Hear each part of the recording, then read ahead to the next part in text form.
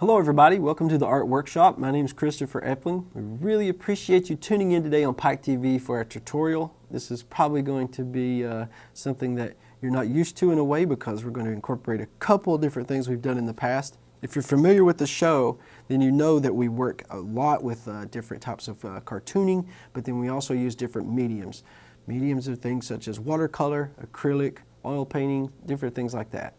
But today we're focusing again on watercolor. But before we do that, we're going to talk about our subject. Now, if you followed one of our previous shows, you know that we talked about the history of Pike County, how it got its name, and we like to incorporate things about our county and about our region into the workshop if we can. It's real easy to do that if you think about it. There's so much around us that we can pull from, inspiration to draw. There's so much going on. And one of the things going on especially is tourism. Now, I want you to think about this for a second. Someone living on an island, they have a home there, they live there, every day, all day, 24/7, every day throughout the year, they live on this island. Do you think they could ever get bored of this place? Well, they do. People get bored of their environments, it's just true. And I think one of probably the best jobs in our region would probably be tourism, because you get to see people from all over the world and all over the nation come to our area, and you could see the excitement and how happy they are, and how just amazed by the beauty and the wonder of our region, the mountains and the different things that they could do outdoors here. And when you see them actually appreciate our region so much, it reminds you that we live in such a beautiful and amazing place.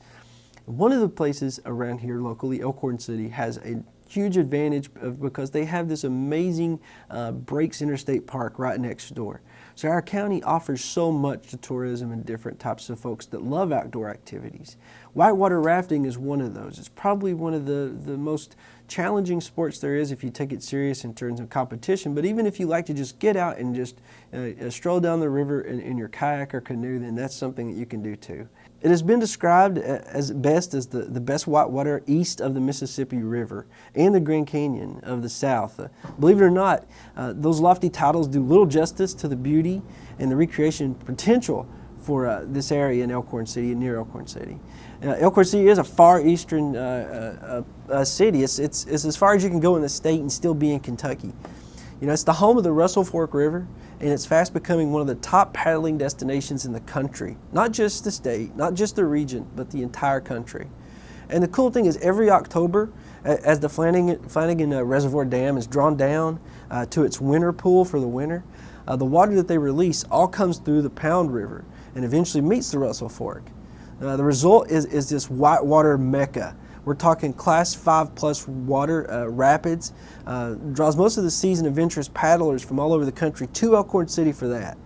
So if you haven't been to the breaks in Elkhorn City in a while, I really encourage you to go, especially as we get more towards fall and October, which is the absolute best time of the year for that.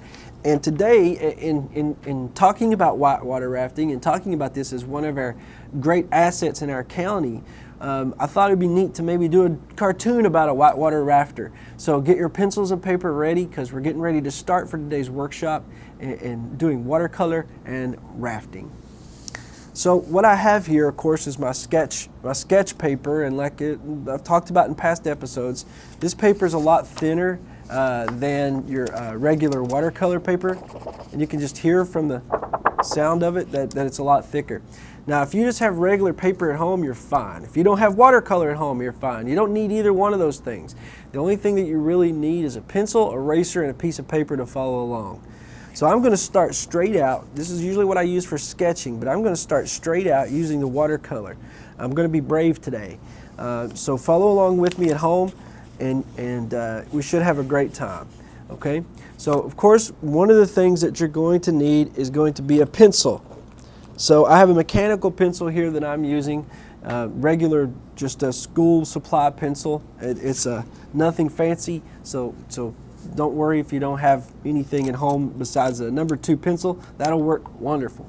Now, what I like to do is I like to use the circle method. A lot of artists don't like it, but a lot do, so it's up to you if you want to use this or not. I like it a whole lot. It helps me, so this is how we're going to do it, okay? The first thing we're going to do is we're going to draw a circle. Really light, don't press down hard. This is stuff you're going to draw over top of. So So hopefully you can see that circle there, okay? The next thing we're going to do, now we're actually just building this almost like you're drawing blueprints. So we're drawing like a stick figure almost, but with a little meat on its bones. So here we have a circle, and then we have an oval, okay? So everybody should have this. Everybody should be drawing this exactly how I am. See how the oval intersects the circle? That's what you want. You want that to happen, okay? Down at the bottom of this oval, we're going to be drawing another oval right here, okay? So you have a circle and you have two ovals. These things are going to be used as our blueprint to draw our cartoon character. Now, this is the person here. So up here is where the nose is going to be, the eyes, this is the body, the neck, and this is where the shoulders and hands will be. So we got to place this character inside of a boat, right? Inside of a raft. How we're going to do that is I want you to start over here at the bottom, right at the bottom of this oval, and draw a straight line right there. Just draw a straight line. Once you have that straight line drawn, you're going to curve it at the end. So you're going to make it a little rounded off here. And then up here, you're going to draw a giant oval, okay, like this, right here. See that giant oval that I've just drawn? It comes out to make this giant oval, okay? So we have this shape and this shape. All of this is going to create a cartoon, believe it or not. Once you have this, and hopefully you've pressed down very light, but once you have this, we're going to go back over now, starting at the top. This is where we put our detail in. You're going to start up here at the edge of your circle, and you're going to press down harder this time.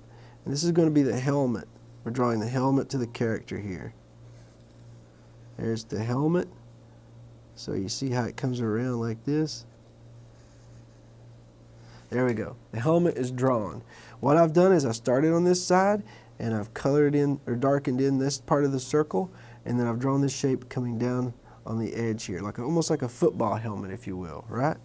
Now I'm going to draw two circles for the eyes, one here and one here. Two circles makes up the eyes right there. Now we're going to put a couple of pupils in there, and we're going to draw the nose. Though the nose comes out like this, it circles back in.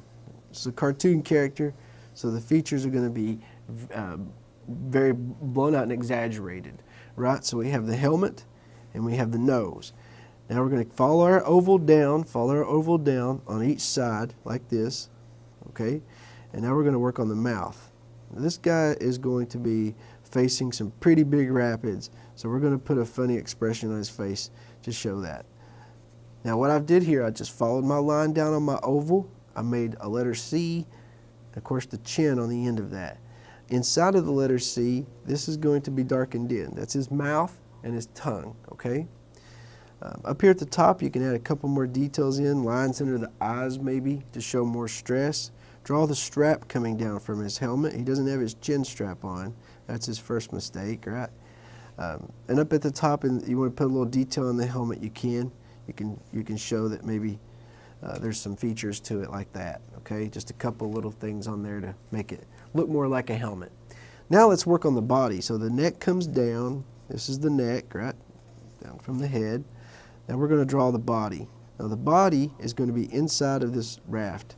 He's going to be hunched down because he's getting ready to follow some pretty big rapids. So you're following your oval just like that. See, I followed it down. I'm putting these little tiny lines around his neck though to show he's got, at least he has a life jacket on, so that's good. Now you're going to draw the letter C at the end of this oval right here, a letter C, right? And now you're going to work on the arms. So the arms are going to be coming out from the body. There's one arm. Now you're going to come over here and you're going to draw the other arm, which is coming out like this on both sides. He's two arms and he's going to be holding his paddle, right? Now we're going to work on the paddle. So on this part of the hand here, we're going to have to draw his fingers. So he's holding on to the paddle for dear life, and we're going to draw 3 fingers like that. Really simple, just like 3 baby carrots. Now we're going to, on this side, work on the other hand. First we'll start off with the thumb, and then we're going to work on the other fingers. 1, 2, 3. Okay? Now you can add a couple things on his body. You can put him in a, put some sleeves on him or whatever you want. It's up to you. Okay? Now we can draw the paddle. So the paddle comes back like this. 2 lines representing the paddle. And then at the end of this, we're going to draw the actual fan part of the paddle itself, right? So this comes down like this. So there's our paddle, right? Now we have our character drawn. We have to work on his raft. The raft is really simple. You see this big giant shape we created in the beginning? You're only going to go and darken that in. Follow the lines that you created. Make sure that you follow the outside of the lines. Okay, so the raft comes up like this, and it comes down like this. Let's put a little patch on his raft. He's got an inflatable. That's his second mistake, trying to take an inflatable raft into some Class 4 rapids. Now we're going to show a couple of lines around his head. These lines are used in cartooning to show the character is shocked, surprised, scared. There's all these different tools that are used in cartooning. You could even put some sweat coming down, dripping off his head, even some tears maybe for what he's getting ready to face. Even on the paddle here, let's show some lines that make it seem like he's shaking, he's nervous. Now we can work on the water. Now the water is a little different. We drew these big shapes to resemble things for our cartoon character, but for the water, there's no real general shapes you can make.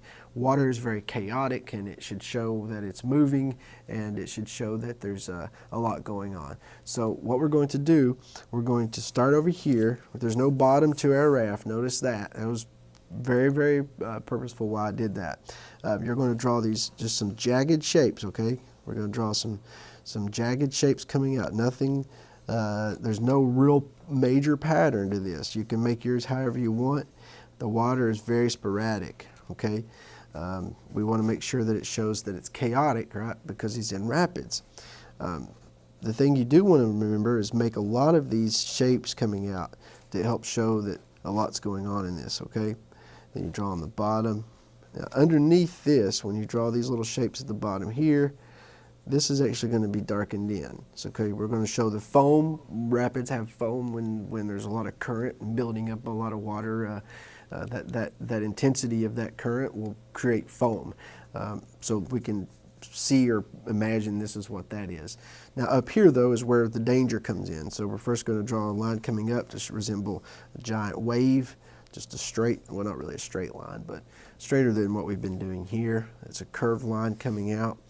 At the top of this though, we want to add some more of those chaotic shapes. Okay, this is the big wave here, and this is what he's really terrified about. Now it doesn't maybe look too big to you, but if he was a novice, you know, kayaker, someone that's never done it before and he's getting ready to go into these major rapids, it might be a little scary for him. So you can make your waves larger than mine if you want. You can really put some terror into the drawing by doing that if you want. It's up to you. Now underneath this, you notice how these lines come around like this, and there's a straight line. This resembles the wave. This is the inside of the wave, so this will be darkened in. Of course, our canoe, we can put a couple more details on it.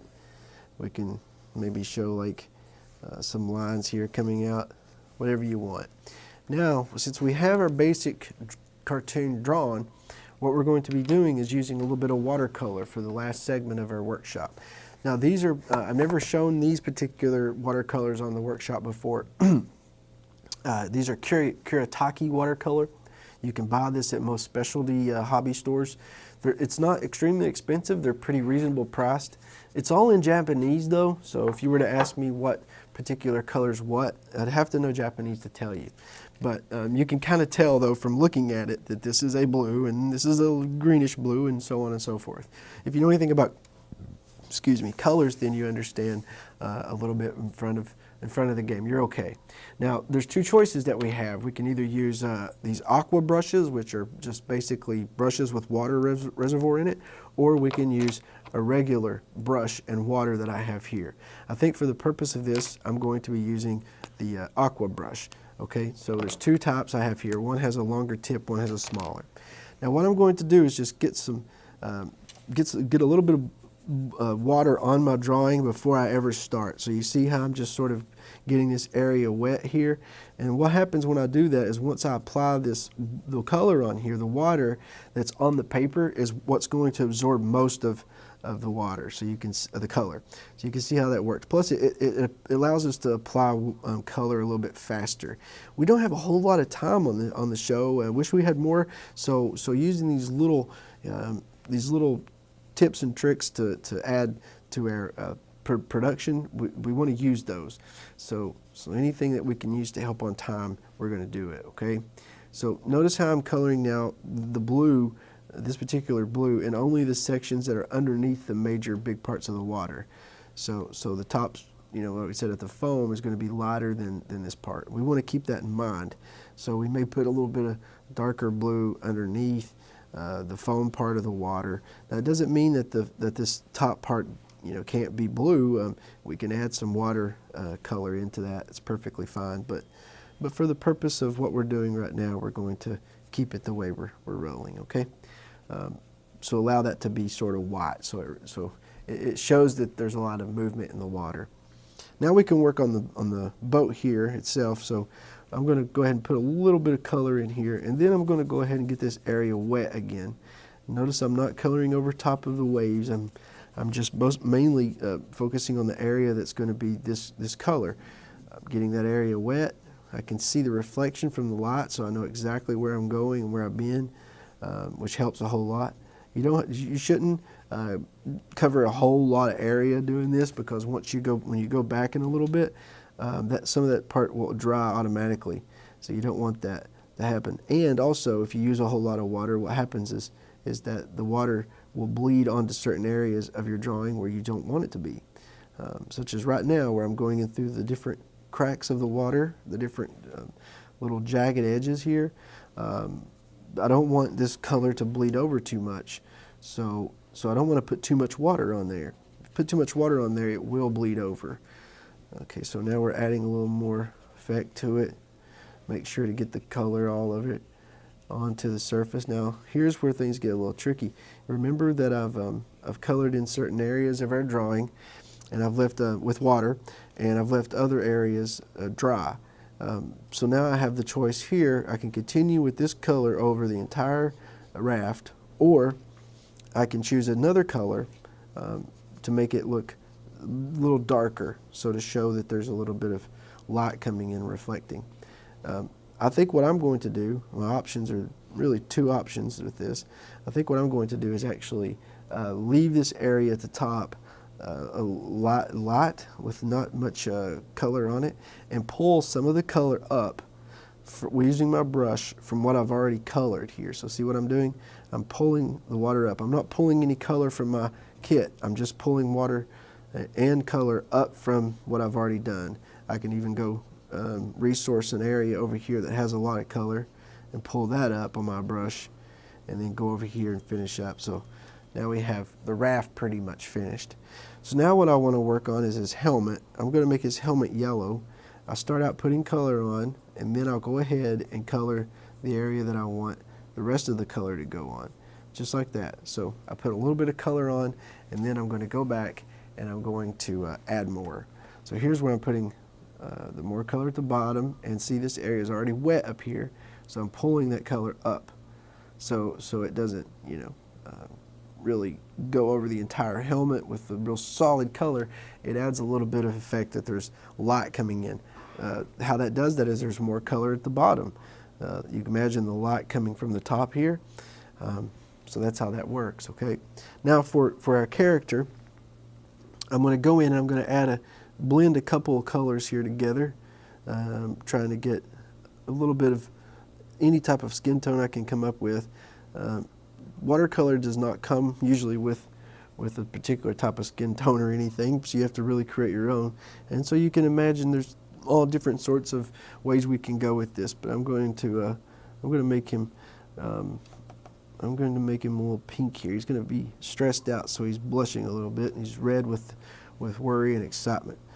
So we're going to cover his entire face with this particular color, and he's really stressed out. This is something he's in over his head, and we can show that with cartooning based on the features that we use. We can do it based on maybe a certain type of look or expression to show excitement or worry, and that's exactly what we've done here. Now he's going to have He's going to have a life jacket on. So for that, and notice I'm touching my board over here. I'm getting the pigment out of the brush. There's different ways you could do that. So people don't want to put color on their materials and things, but I don't really mind that much. But so I'm going to add on here the color of his life jacket. We'll make it, I think we'll do a blend of a couple of different colors for his life jacket. And then for his actual shirt, what we're going to do is we'll make it green. So I'm going to pull some green out, and I'm going to go ahead and get that surface wet, just like that. And I'm going to add a little bit of green in here. I'll make up his sleeves, just like that. So I'll put that in. Now he's got his sleeves. Now for the paddle, we can use a brownish color, just a little bit on there, not much. Actually, that came out more yellow, but that's okay. Here we go. There we can add that on there, and of course the paddle, we have to work on that to get that nice and colored in, and maybe the patches as well. So we have a character here now. We've added watercolor. We did it relatively fast, which is a good thing, which enables us now to go back and put a little more detail in. So I'm going to get this area wet again. This has already been colored in. I don't want to cover too much because my area will dry on me. So I'm just going to cover this area first. I'm going to go back and pull a little more blue in there. So we want to make it so that these areas that's under the waves is nice and dark. You can choose how much color you want to use. If you don't want to use really intense colors for this, you don't have to. Every single drawing is different. Even if you're watching someone draw like right now and you're following along at home, you don't necessarily have to do exactly what I'm doing. You know, you can change it and make it your own. And that's what's so fun about art. And the other thing about art is that every one of us actually pulls from one another. So we're pulling ideas from one another and so on. So it's okay to share. Stealing's not good, but you can share. That's fun, right? Okay. So now we have the drawing pretty much done, except for I'm going to go back in with a really nice yellow and put it on these excitement points that are at the top, and then a little red for his strap coming up like this, going into his helmet. There we go. All right, so we have our character now. He's colored in. He's looking pretty good. He's looking pretty scared. Now at home, what you can do if you have an ink pen, once this dries, okay, you can go back over it. I'm going to try to do it while it's still wet here. So this could be very hazardous to the drawing, but we're going to try it. Before I do, I want to touch base on a couple more options for watercolor. If you really like watercolor, but you don't like using these kits, you can get watercolor pencils. I'm not promoting any particular brand. They're just there and available if you're interested in these. They come in pencil form, so instead of using what we call these cakes, watercolor cakes, you can use that. So with the time remaining, what I'm going to do now is go over my drawing, and hopefully it'll dry. Of course, at home I use a blow dryer, actually. If I'm needing something to dry fast and I'm needing to finish it for a job, I'll actually use a blow dryer and make sure it's nice and sealed up, so or I'm dried, I mean. But this one's a little wet still. That's okay. I'm still going to try this. So I'm going to go over the eyes first. Now, inking in all the areas you want to keep on here. You don't want to ink before you watercolor. That could be really bad, because if you ink before you watercolor, you can imagine what will happen. Basically, everything that you put down will be smeared with some sort of this black pigment, so it'll end up looking really crappy, to be honest with you. But so I would suggest never inking before you color, okay? But once you have colored, you can go back through it now and you can add detail. Now, this process that we followed today is what a lot of editorial cartoonists will use. I am an editorial cartoonist. That's one of my jobs. I work for 3 newspapers. I work for the Appalachian News Express, I work for the Floyd County Times, and I work for the Hazard Herald. And my cartoons come out in each paper once a week on their weekend editions, and on Wednesday for, I think it's Wednesday for the Floyd County Chronicle and Times. So this is the process, exact process I would use for creating one of my editorial cartoons. I'll pencil it out, sketch it, I'll make that sort of that skeleton, that framework to go by. Once I have that framework to go by, I then will go ahead and pencil in all the details on top of the framework. Once you penciled in all the details, you then can go back and you can watercolor over top of the pencil lines, and once you do that, you can then let that dry. Hopefully this is the scary area. Hope it doesn't smear. Oh man, okay, we're all right. You can let that dry, and then once it dries, you can go back and do what I'm doing and ink all those lines that you created, making sure that it's all nice and crisp and clean looking. So that's what we're hoping for here. Now this is a little messy. Like you can see that I've not colored in my lines down here, but if you notice a lot of editorial cartoons, they are a little not sloppy, I guess, but they do it in a style that looks like they've done it fairly quick, and that's exactly what we've done today. We've done this fairly quick, so that's what we're going to get, is this look, which is fine. I love this look. It's nice. I love to see people and artists that create sort of intricate drawings quickly. I like to see that and watch that process. So I'm a fan of watching people draw too. Be sure and put your name on your work. That's always very important. Now you can see basically how this has come out. Once this dries, the neat thing about watercolor, if you notice, this is drying now. When it first was applied, you could see a shine on top of it, so you couldn't see it very well. But after it dries, what happens is the colors will soften. And I know that sounds strange, but it's true. So once you put the colors on, they're going to be really, really bright. But as they start to dry, you can see how this has actually got this neat effect of there's different pigment flowing on different areas. There's different hues. That's the intensity of the pigment. That means light to dark. Different hues on the raft as well. So all these things come together then to form a certain type of drawing. If you take your time with it, and we had like an hour for this episode and for our workshop, we could do a very intricate watercolor where we don't have a lot of lines that are overlapping. But for the purpose of our drawing today, we've got this drawing together in a certain amount of time, and I think it's worked out very well.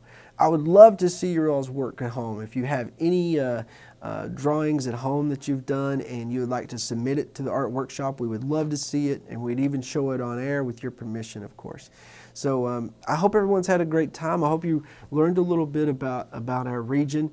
We have one of the most exciting futures in terms of tourism in Pike County and surrounding counties, and I'm excited to see what's going to happen in the future, and I hope you are too. But in the meantime, though, I hope you continue drawing, and until next time, I'm Christopher Epling, and this is the Art Workshop.